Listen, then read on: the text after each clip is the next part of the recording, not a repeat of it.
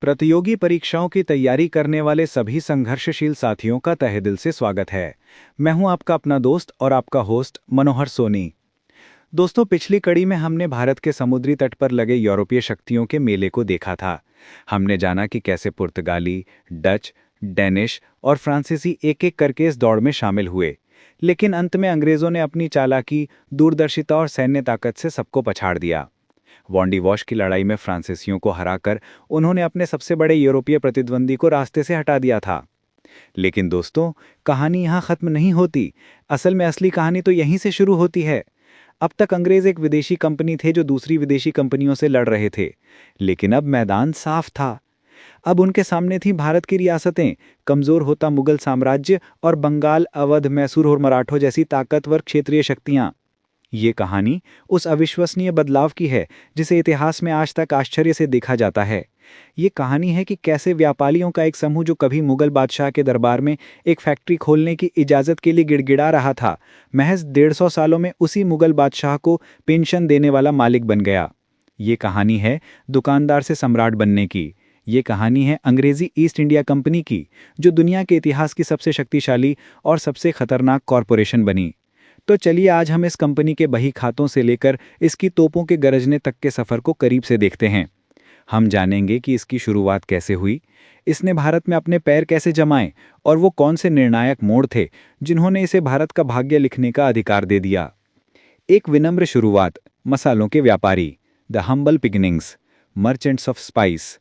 एक, कंपनी का जन्म, फॉर्मेशन ऑफ द कंपनी, 1600। ये कहानी 31 दिसंबर 1600 को लंदन में शुरू हुई। कड़ाके की ठंड में व्यापारियों के एक समूह ने इंग्लैंड की महारानी एलिजाबेथ प्रथम से एक शाही चार्टर हासिल किया। इस चार्टर ने उन्हें the governor and company of merchants of London trading into the east Indies के नाम से 15 वर्षों के लिए पूर्व के देशों के साथ व्यापार करने का एक अधिकार दे दिया। याद रखने वाली बात यह है कि ये एक जॉइंट स्टॉक कंपनी थी। इसका मतलब है कि ये फ्रांसीसी कंपनी की तरह कोई सरकारी विभाग नहीं थी, बल्कि इसमें निजी व्यापारियों और निवेशकों का पैसा लगा था। हर कोई मुनाफा चाहता था, और यही बात इस कंपनी के नस नस में दौड़ती थी। इसका हर फैसला मुनाफे को देखकर लिया जाता था, जो इसे फ्रांसीसियों पर एक बड़ी बढ़त देता था। 2. भारत में पहले कदम, first steps in India. Captain William Hawkins, 1908। कंपनी का जहाज हेक्टर 1908 में सूरत के बंदरगाह पर आकर रुका। जहाज का कप्तान कैप्टन विलियम हॉकिंस मुगल सम्राट जहांगीर के दरबार में पहुंचा। वो तुर्की भाषा बोल सकता था, जिससे उसने जहांगीर को प्रभावित तो कर लिया, लेकिन सूरत में पहले से मौजूद पुर्तगाली व्यापारियों ने उसके खिलाफ जहांगीर के कान भर दिए। नतीजा, हॉकिंस को फैक्ट्री खोलने की स्थायी अनुमति नहीं मिली। स्वली का युद्ध, बैटल ऑफ स्वली, 1912। ये एक छोटी लेकिन बेहद महत्वपूर्ण समुद्री लड़ाई थी। सूरत के पास अंग्रेजों के एक छोटे से बेड़े ने कैप्टन थॉमस बेस्ट के नेतृत्व में एक बड़े पुर्तगाली जहाजी बेड़े को धूल चटा दी। अब तक मुगल ये मानते थे कि समुद्र पर पुर्तगालियों का राज है। इस जीत ने जहांगीर की आंखों में अंग्रेजों का सम्मान बढ़ा दिया। उसे समझ आ गया कि ये नए व्यापारी नौसैनिक रूप से पुर्तगालियों से बेहतर हैं। पहली स्थायी फैक्ट्री, 1913। स्वाली की जीत से खुश होकर जहांगीर ने 1913 में अंग्रेजों को सूरत में अपनी पहली स्थायी फैक्ट्री स्थापित करने की इजाज़त दे दी। 3. शाही फरमान की तलाश, sir Thomas Roe, the quest for a royal Farman, 1915। Company समझ चुकी थी कि स्थानीय अधिकारियों की दया पर व्यापार करना जोखिम भरा है। उन्हें सीधे मुगल बादशाह से एक शाही आदेश या फरमान चाहिए जो उन्हें पूरे मुगल साम्राज्य में व्यापार करने की खुली छूट दे दे। इस काम के लिए इंग्लैंड के राजा जेम्स प्रथम ने अपने राजदूत सर थॉमस रो को 1915 में जहांगीर के दरबार में भेजा। रो एक चतुर और धैर्यवान कूटनीतिज्ञ था। वो 3 साल तक मुगल दरबार में रहा। उसने जहांगीर को महंगे तोहफे दिए और अपनी बातों से उसे यकीन दिलाया कि अंग्रेजों के साथ व्यापार करना मुगल साम्राज्य के लिए फायदेमंद होगा। अंततः वो एक शाही फरमान हासिल करने में सफल रहा, जिसने कंपनी को मुगल साम्राज्य के विभिन्न हिस्सों में फैक्ट्रियां स्थापित करने और बिना किसी रोक-टोक के व्यापार करने का अधिकार दे दिया। ये कंपनी के लिए एक बहुत बड़ी कूटनीतिक जीत थी। जड़े जमाना, 3 प्रेसिडेंसियों का उदय, strengthening the roots, rise of the 3 presidencies. फरमान मिलने के बाद कंपनी ने तेजी से भारत के अलग अलग तटों पर अपने पैर फैलाने शुरू कर दिए। उन्होंने 3 प्रमुख केंद्र बनाए जो आगे चलकर ब्रिटिश भारत की 3 राजधानियां या प्रेसिडेंसी बने। पश्चिमी तट पर बम्बई। 1661 में एक दिलचस्प घटना घटी। इंग्लैंड के राजा चार्ल्स द्वितीय की शादी पुर्तगाल की राजकुमारी कैथरीन ऑफ ब्रेगेंजा से हुई। पुर्तगाल के राजा ने अपनी बेटी को दहेज में बॉम्बे का द्वीप दे दिया। चार्ल्स द्वितीय के लिए यह छोटा सा द्वीप किसी काम का नहीं था, इसलिए 1668 में उसने इसे मात्र 10 पाउंड के सालाना किराए पर ईस्ट इंडिया कंपनी को दे दिया। कंपनी ने तुरंत इसकी अहमियत समझी। बॉम्बे सूरत से बेहतर और सुरक्षित बंदरगाह था। जल्द ही कंपनी ने अपना पश्चिमी मुख्यालय सूरत से बॉम्बे स्थानांतरित कर दिया। दक्षिणी तट पर मैड्रास 1639 में कंपनी के एक अधिकारी फ्रांसिस डे ने चंद्रगिरी के स्थानीय राजा से जमीन का एक टुकड़ा पट्टे पर लिया, जिसे आज हम चेन्नई के नाम से जानते हैं। यहीं पर कंपनी ने अपनी पहली बड़ी किलेबंद बस्ती बनाई और उसका नाम रखा फोर्ट सेंट जॉर्ज। यह दक्षिण भारत में ब्रिटिश गतिविधियों का केंद्र बन गया। पूर्वी तट पर कैलकटा बंगाल भारत का सबसे अमीर प्रांत था और कंपनी किसी भी कीमत पर यहां अपना अड्डा बनाना चाहती थी। 1690 में कंपनी के एजेंट जॉब चारनॉक ने हुगली नदी के किनारे 3 गांव सुतानुती, कालीकाता और गोविंदपुर की जमींदारी खरीद ली। इन्हीं तीनों गांवों को मिलाकर आधुनिक कलकत्ता शहर की नींव पड़ी।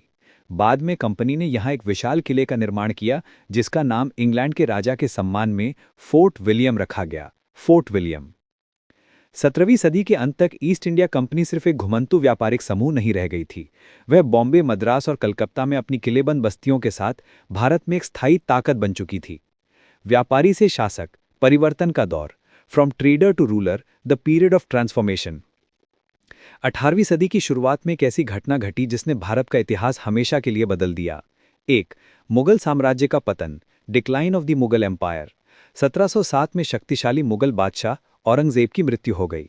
उसकी मृत्यु के बाद विशाल मुगल साम्राज्य ताश के पत्तों की तरह बिखरने लगा। दिल्ली में बैठे उसके उत्तराधिकारी कमजोर और अयोग्य थे। इस राजनीतिक शून्यता का फायदा उठाकर बंगाल, अवध, हैदराबाद और मराठों जैसे प्रांतीय गवर्नरों ने खुद को स्वतंत्र शासक घोषित कर दिया। कंपनी के चालाक निदेशकों ने इस स्थिति को तुरंत भांप लिया। उन्होंने देखा कि भारत अब एक केंद्रीय शक्ति के अधीन नहीं है, बल्कि कई छोटी छोटी आपस में लड़ती हुई रियासतों में बंट गया है। उन्होंने फैसला किया कि अपने व्यापार की रक्षा करने और मुनाफा बढ़ाने का सबसे अच्छा तरीका इन रियासतों की राजनीति में दखल देना है। 2. दस्तक का मिसयूज और बंगाल से टकराव। 1717 में मुगल बादशाह फरूख सियर ने कंपनी को एक और शाही फरमान जारी किया। इस फरमान ने कंपनी को बंगाल में बिना कोई चुंगी या टैक्स दिए मुक्त व्यापार करने का अधिकार दे दिया। इस अधिकार को एक पास या परमिट के जरिए लागू किया जाता था, जिसे दस्तक कहते थे। समस्या तब शुरू हुई जब कंपनी के कर्मचारियों ने इस दस्तक का इस्तेमाल अपने निजी व्यापार के लिए करना शुरू कर दिया। वे अपना निजी सामान भी कंपनी का बताकर बिना टैक्स दिए बेचते थे। इतना ही नहीं, वे पैसे लेकर भारतीय व्यापारियों को भी ये दस्तक बेचने लगे। इससे बंगाल के नवाब को भारी राजस्व का नुकसान हो रहा था।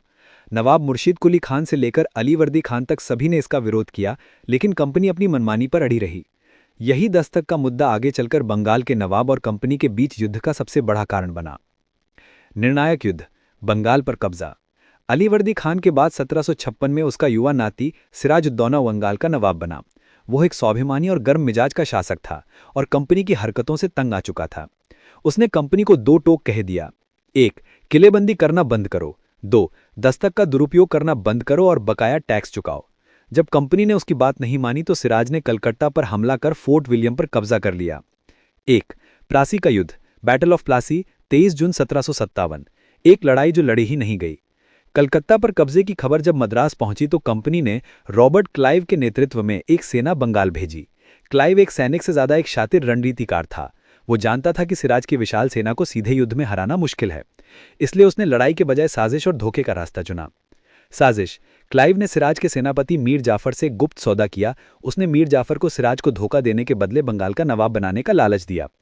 इस साजिश में बंगाल के बड़े साहूकार जगत सेठ और अधिकारी राय दुर्लभ भी शामिल थे। युद्ध का मैदान, प्लासी के मैदान में सिराज की 50,000 की सेना का सामना क्लाइव की मात्र 3,000 की सेना से हुआ।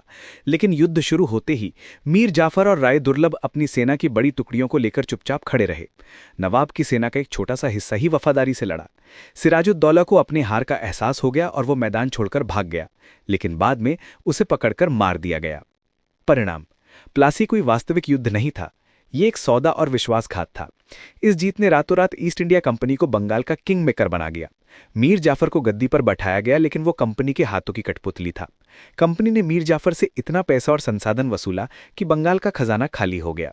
इसे प्लासी की लूट या प्लंडर ऑफ प्लासी कहा जाता है। 2. बक्सर का युद्ध, बैटल ऑफ बक्सर, 22 अक्टूबर 1764।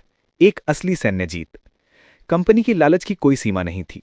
जब मीर जाफर उनकी मांगें पूरी नहीं कर सका तो उन्होंने उसे हटाकर उसके दामाद मीर कासिम को नवाब बना दिया। मीर कासिम एक योग्य और स्वाभिमानी शासक था।